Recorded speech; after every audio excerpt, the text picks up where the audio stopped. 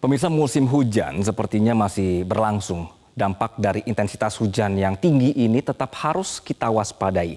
Nah, di Natuna dampaknya membuat tanah longsor. Korban jiwa kembali terenggut. Kami dalami pembahasan ancaman longsor di negara kita dalam Metropedia.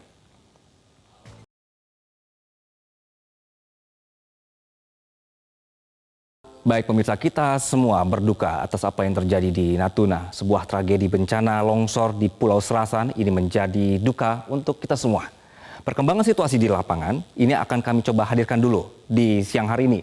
Oke, kami punya datanya berikut ini pemirsa, bahwa perkembangan terakhir lebih dari 30 orang meninggal dunia. Yang hingga berita ini diturunkan sudah ada 36 orang korban tewas serta 18 orang masih dalam pencarian. Baik, ini adalah data yang kami himpun sampai di Sabtu sore kemarin, pemirsa. Nah, longsor mengakibatkan banyak rumah dan jalan tertimbun. Sebanyak 1.216 warga mengungsi di 4 titik, 200 orang di PLBN atau Pos Lintas Batas Negara, kemudian 200 orang di Puskesmas, 500 orang di Pelimpak dan juga Al-Furqon, dan 22 orang di SMA 1 Serasan. Merespons situasi di sana, pemerintah Kabupaten Natuna menetapkan masa tanggap darurat bencana longsor selama 7 hari, sedangkan untuk bantuan logistik sudah tiba 1 hari setelah kejadian. Di antaranya kemarin yang di awal-awal pemirsa yang dikirim adalah tenda, kemudian selimut, matras, genset listrik, serta bahan makanan. Ini kemarin yang penting untuk awal-awal dikirim. Baik, jenazah korban bencana tanah longsor di Pulau Serasan, Natuna ini dikubur secara massal. Pangdam 1 Bukit Barisan Majen TNI Ahmad Daniel Chardin menyebut tidak semua jenazah yang ditemukan dikenali oleh pihak keluarga. Nah, masyarakat yang hilang ini diduga masih tertimbun longsoran dengan kedalaman sampai 4 meter. Jadi untuk korban jiwa langsung dikebumikan baik oleh pihak keluarga maupun korban. Nah, ini pun juga dari pihak keluarga korban maksud kami. Kemudian juga ada tahap lainnya adalah maupun secara massal. Kita tampilkan visual terakhir. Kami sudah punya proses kemarin. Nah, ini dia pemirsa. Jadi tim SAR gabungan yang terdiri dari TNI Polri, SAR, BPBD serta masyarakat ini berhasil menemukan sebanyak 7 jenazah korban tanah longsor pada Sabtu kemarin di Desa Pangkalan, Kecamatan Serasan. Ketujuh jenazah ini berhasil ditemukan tim SAR dari reruntuhan bangunan dan tanah longsor yang menimbun korban selama 6 hari. Jadi, sampai Sabtu sore, total sudah ada 43 kantong jenazah yang berhasil dievakuasi dari lokasi longsoran. Namun masih ada jenazah juga yang belum teridentifikasi. Baik, saya ajak Anda untuk tahu bahwa bencana longsor ini ada jenis-jenisnya. Jadi ini mudah-mudahan bisa tergambar jelas dari ilustrasi longsor yang kami gambarkan di sini pemirsa. Sehingga jika misalnya Anda berada atau di wilayah yang mirip dengan ilustrasi saya, Anda sudah bisa tahu untuk waspada. Oke, ini data pertama pemirsa yang kami coba ilustrasikan begitu ya. Jadi di kanan saya ini sudah ada 3 dulu, ini adalah jenis-jenisnya. Kalau misalnya kita bisa zoom in ke sebelah sini.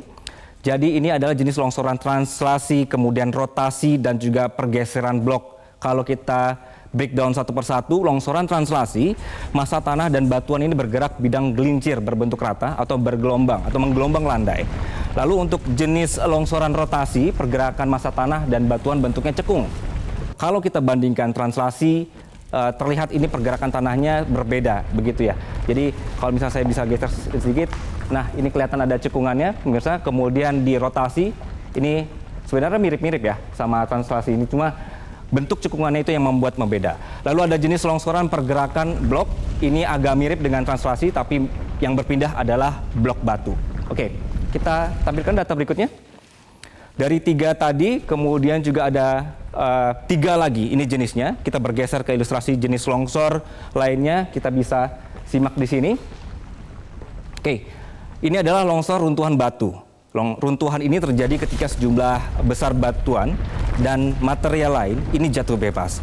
Biasanya terjadi di lereng yang terjal sampai menggantung, ini banyak di daerah pantai. Kemudian ada jenis longsor yang namanya rayapan tanah. Tanah longsor geraknya lambat, bahkan tidak ketahuan karena tidak teramati begitu. Nah, pergerakan tanah menyebabkan tiang-tiang listrik misalnya, atau pohon, atau rumah lama ini lama-lama bisa miring. Dan yang terakhir adalah longsor aliran bahan rombakan. Ini yang sering terjadi di Indonesia karena tanah bergerak didorong air. Kecepatan aliran ini tergantung pada kemiringan lereng, volume dan tekanan air.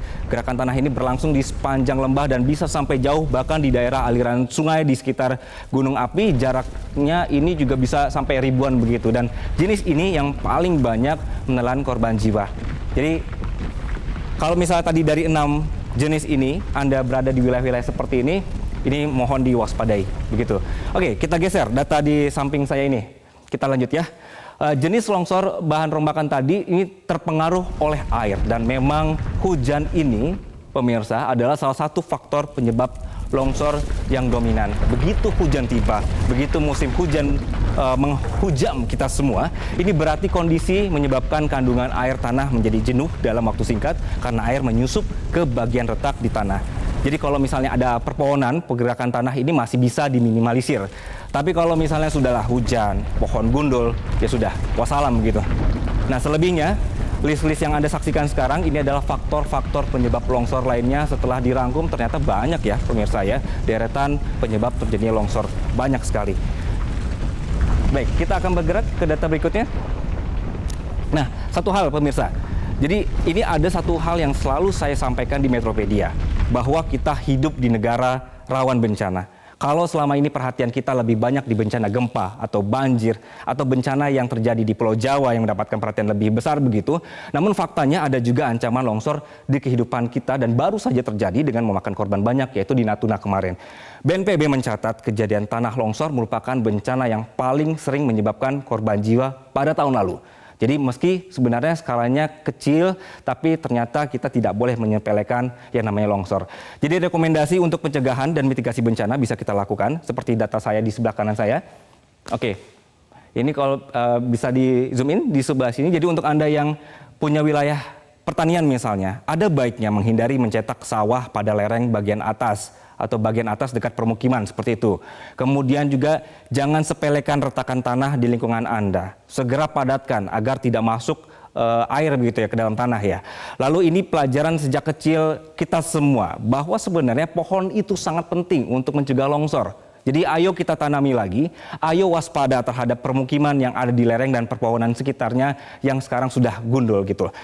Lalu, dari semua poin-poin yang Anda saksikan ini juga penting untuk adanya mitigasi pribadi. Ini istilah kami begitu ya. Jadi dengan mengenali apa yang harus Anda lakukan saat bencana terjadi, kemana Anda harus menyelamatkan diri dan juga keluarga Anda ketika bencana tiba-tiba terjadi. Dan tentu saja peran aktif dari Pemda untuk memetakan wilayah yang berpotensi bencana ini juga penting.